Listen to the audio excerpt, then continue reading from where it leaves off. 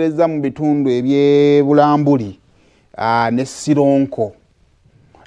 Sironko eyo ye wava candidate w'ekibiina kya FDC Nathan Nandala Mafabi era wali constituency emanyiddwa nga Budadiri East constituency. Kakati eyo ku bitundu Kyagulanyi gye yatambulidde olunaku olw'eggulo ng'agenda mu maaso okubeera nga ataasagula akalulu. Kakati oluvannyuma lw'okumaliriza stopover emu mu kitundu ekimanyiddwa nga Mutuufu, Kyagulanyi badde ayina okusala ate okugenda okweyongerayo okukuba olukuŋŋaana olulala. Kakati kilometers nga 4 okuva mu trading center y'e Mutuufu, omu ku ba coordinators b'ekibiina kya NUP ababadde batambulira mu mmotoka eya Wish bagambibwa okuba nga baakubiddwa amasasi. Era omu kigambibwa okuba nga essasi baali mukubye akiri omu kigambibwa yakubiddwa amasasi. Era kigambibwa essasi mbu byamukubiddwa ku mutwe. Wabula ebigambo mu kiwandiiko kya poliisi ekyafulumiziddwa olunaku olw'eggulo baakiwakanyizza. Kakati mu bigambo by'ababadde neyakubiddwa bagamba nti kakati Kyagulanyi we yabadde ayingira trading center eya Mutuufu waliwo road block gye basanze nga banafu ab'ebyokwerinda bakendeeza ababoda ababadde batambulira ku Kyagulanyi. Kakati bano bagamba nti emmotoka yaabwe yabadde esembyeyo emabega kweze emmotoka ezabadde zitambulira ku Robert Kyagulanyi. Kakati wakati nga bafuluma okuyita mu road block eyo mu kifo ekyo ababadde abasirikale basanga abasirikale mbu nga bali kuwa boda bamukuba. Bano bagamba nti bannayefo ky'okukuba owa boda wakitegeera temugamba bugambi nti genda. Ntegeera bulungi. Kati okusinziira ku bano mbu abasirikale we baalabye bano nga babagamba, abasirikale ne bava kuwa boda ne badda ku bo. Era bano kye baakoze kwe kweggalira mu mmotoka. Era nasalawo bavuge baveewo, poliisi kwe kugenda ng'ebagoba. Kati eyo mu maaso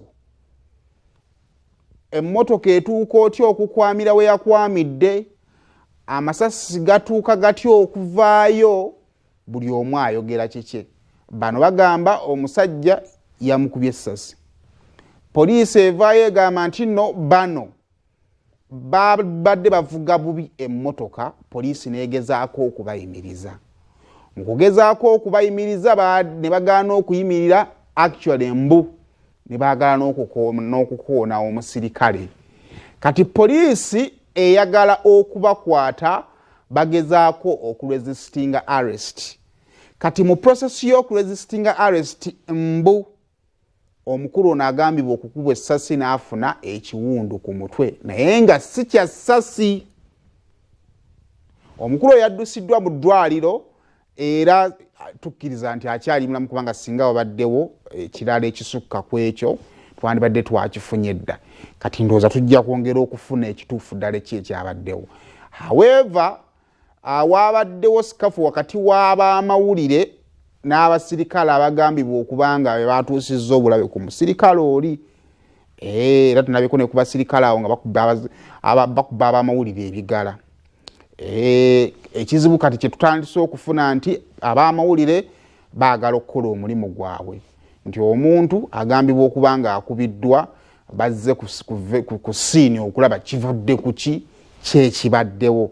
Abasirikale ate nabo tebaagala abamawulire kukola mulimu gwabwe. Oba okutegeera akantu ako twagenza okumaliza nga tufunye embeera nga bwe yabadde. Sooka ompe ku mbeera eyo ate tukomewo. Ono mwana bamukubye rubber bullet. Omulaba nga talina musango.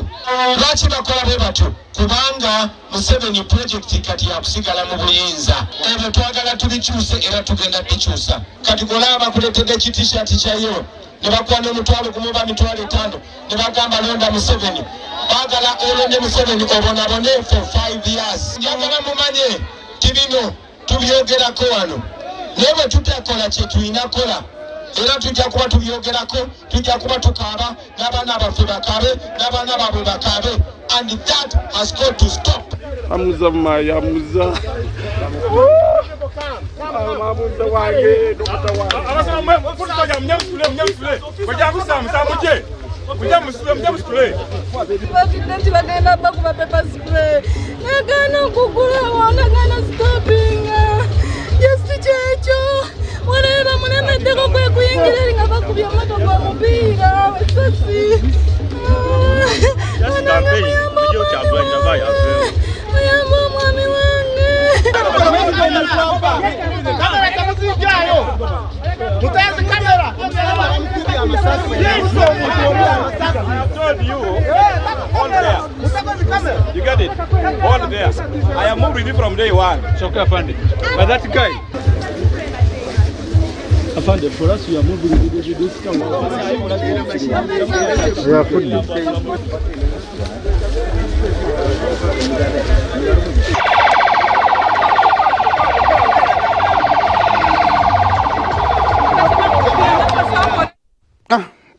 embeera bwetyo bwe yabadde olunaku olw'eggulo. So katwongere okuba nga tulinda okulaba biki ebigenda okuba nga ate bivaayo sayidi ezeeyo. Si kirungi tuli mu kufundikira kampeyini zino naye bw'ogenda obalabala omuwendo gw'abantu abagenda mu maaso okubeera nga balumwa. Ku njuyi zombi oyinza okugamba nti waliwo ebibuuza.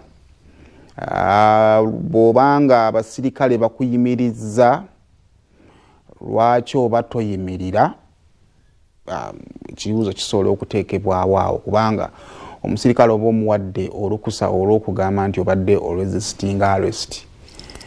Naye ekyokubiri nammwe abasirikale omuntu ajja kugamba nti ku bye tulabyeko ng'oli ayimiridde abasirikale olumu ne bakozesa amaanyi amangi oli n'agamba waayi kanneesegula enveewo kasita wano wendi bw'atanjagala. Ekyo kikyali bwe kityo.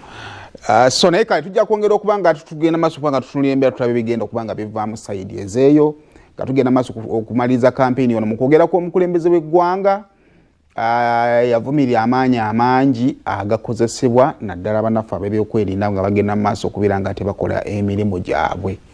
Era mu kampeyini ze tuzzeeko okulaba Kyagulanyi ng'ali Embaale twalaba pepper spray tiyagasi abadde akendedde twamulabye tiyagasi twamulabye Kawungeezi ng'ayi bwe yabadde agenda okuba kampeyini mu Mbaale Lulo waliwo Mbaale City ne Mbaale Lulo awe twalaba ku tiyagasi poliisi yagenda maaso kuba nga ateegumbula abantu abaali baweze oluvannyuma lw'okuyimiriza Kyagulanyi okutagenda kukuba kampeyini ng'obudde bagamba buweddeyo. So tiyagasi abadde akendedde kati naye n'amasasi ago agakubwa omuntu gandibadde gakubwa ddi n'ebifaanaganako bwe bityo osaana tujja kulina n'akakiiko k'ebyokulonda okutubwa eddoboozi lyako. Kale bannange obudde obunoonya akalu buweddeyo tumaliriza ddi leero wezibanga 5 kampeyini ziggwanga 12